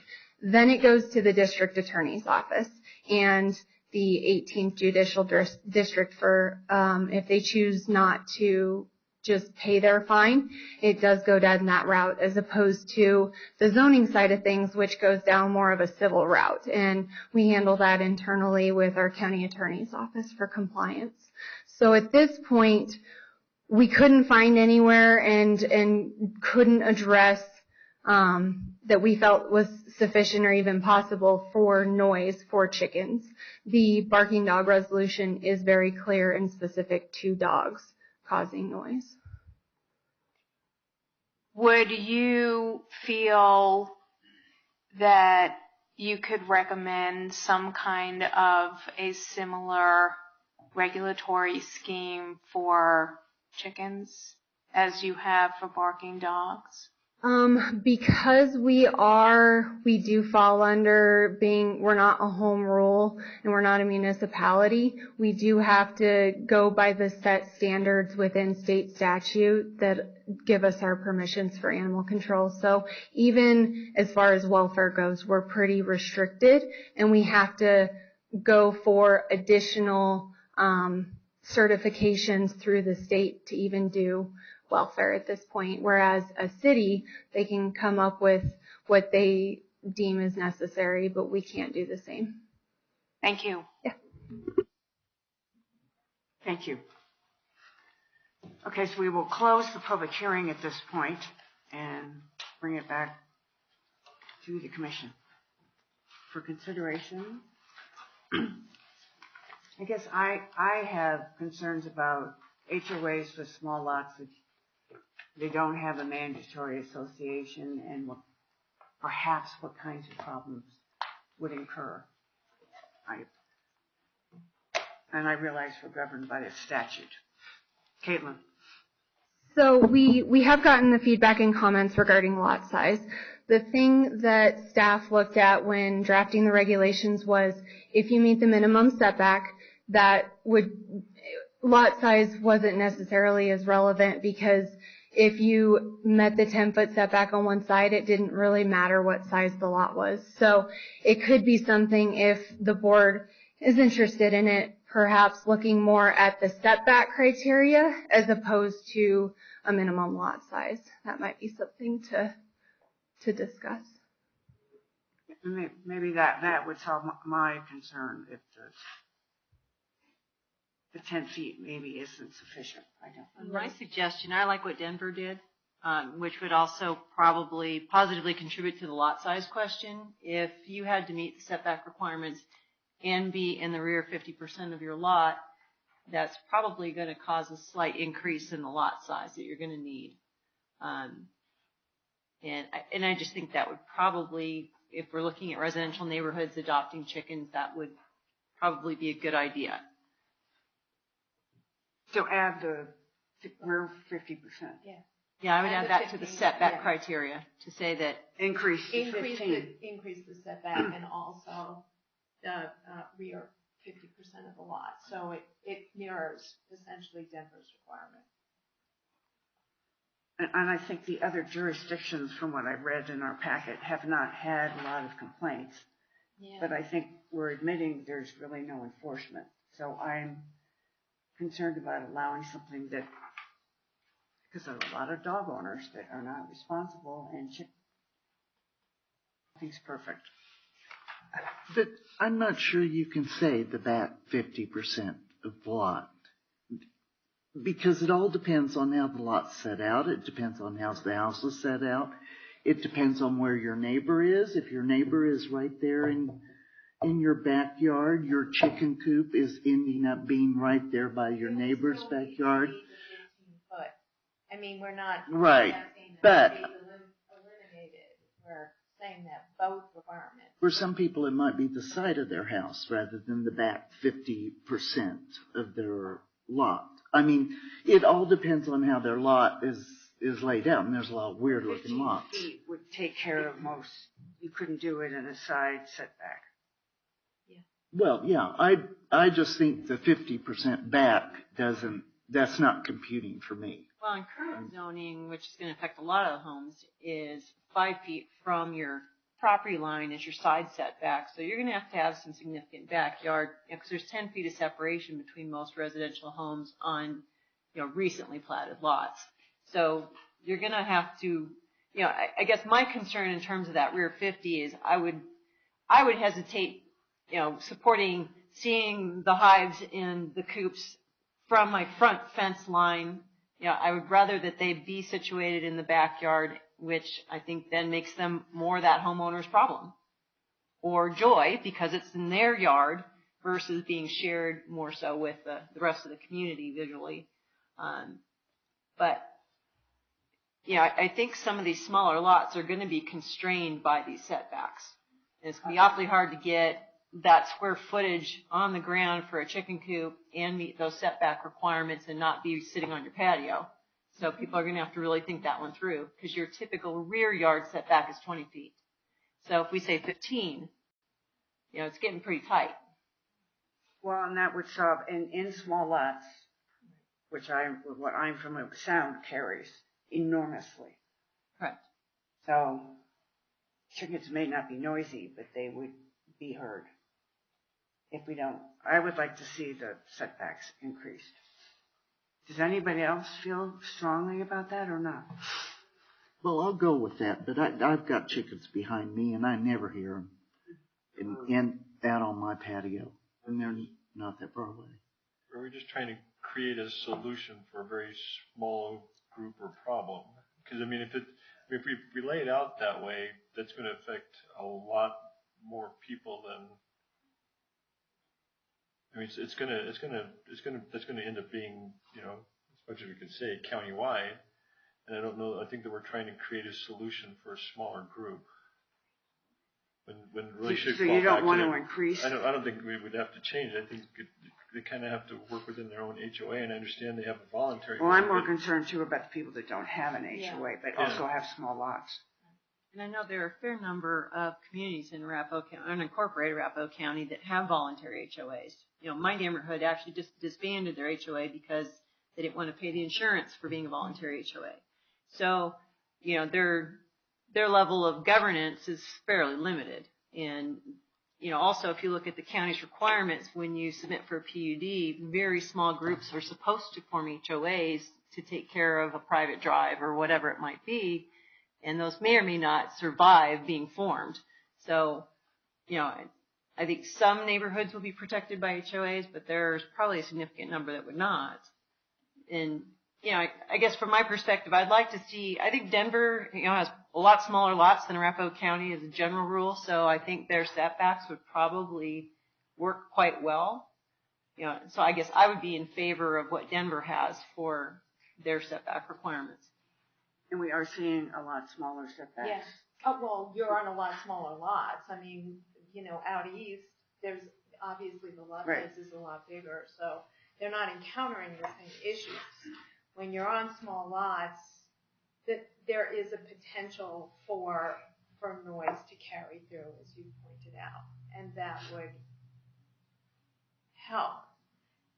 To address your concern that you're segmenting out a certain population, I think that's where most of the concern is for a small lot size. So you're actually, since there is no enforcement mechanism, you are alleviating one potential source of conflict within a neighborhood, which I think is important, especially in the newer meaning the last whatever, 30-year developments.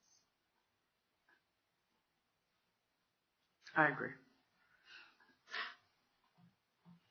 Well, I also just think by the nature of having setbacks, we're already kind of putting limits in place, Yeah.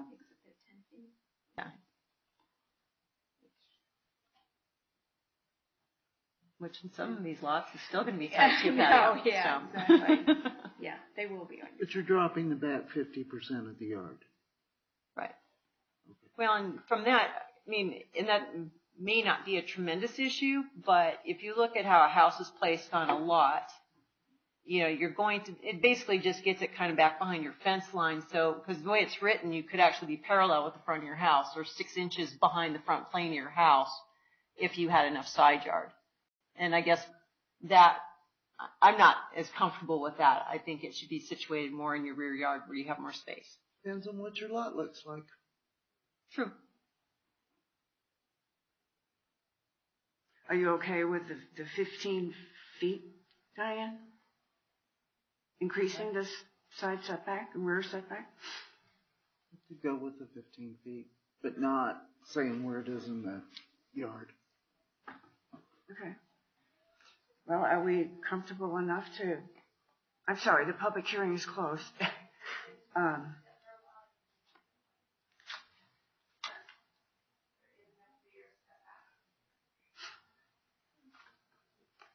Well, do we want to move forward or do we want to take this, consider it further? Well, the language would need to be amended. That's being proposed right now. No, it's a draft. Well, we're supposed to be considering this to be forwarded to the county commissioners, but we would prefer to see it in writing before we make a vote. Well, we could do with the amended language and just have the 15 similar feet. to what we did with the bees. Yeah. We could do that. Are we comfortable in doing that? Thank you. Yep. Mrs. Latson? Madam Chair, I'll make a motion. Here.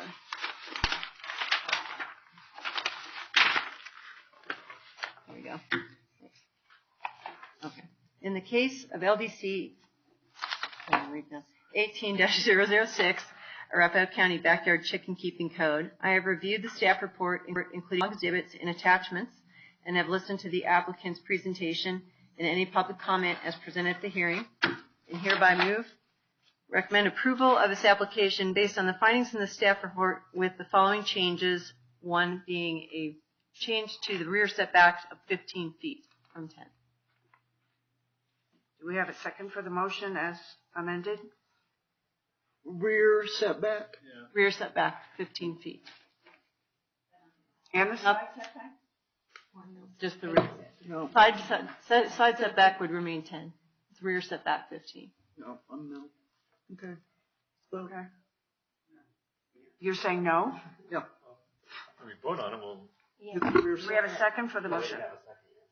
I'm going to second that motion, Madam Chair. Okay, so we have added the 15-foot rear setback and kept the 10-foot side setback in the motion as written. We have motion seconded. All those in favor? Aye. Aye. Aye. All those opposed? Opposed. Opposed. So we have 3 in favor and 3 opposed.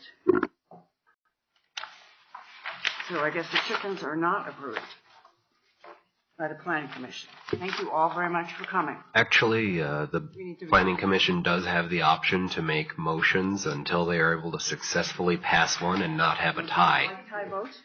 That's right. I'm going to suggest you come up with an alternate motion. I will alter my motion, Madam Chair. Why don't we do it this way? So we can get some chickens here. In the case of LDC 18-006, Arapahoe County Backyard Chicken Keeping Code, I reviewed the staff report, including all exhibits and attachments, and have listened to the applicant's presentation and any public comment as presented at the hearing, and hereby move to recommend approval of this application based on the findings in the staff report, subject to condition 1. So it's as written. Oh, you're doing it as written. Yep. No changes. I'll second that. We have a second by Mr. Miller. All those in favor of the motion? Aye. Aye. Those opposed? No. No. So the motion passes 5-2. 4-2. 4-2. Now the motion is passed and the meeting is adjourned. Now we have chicken. Well, one quick announcement. So the Board of County Commissioners makes the final decision on this matter. This is a recommendation by the Planning Commission, and the board will have a public hearing at 9:30 a.m. on April 2nd. Please pay attention to the public notices on our website and in the newspaper. A second announcement for the Planning Commission is that at the next meeting there will be election of officers. So please be thinking about officers.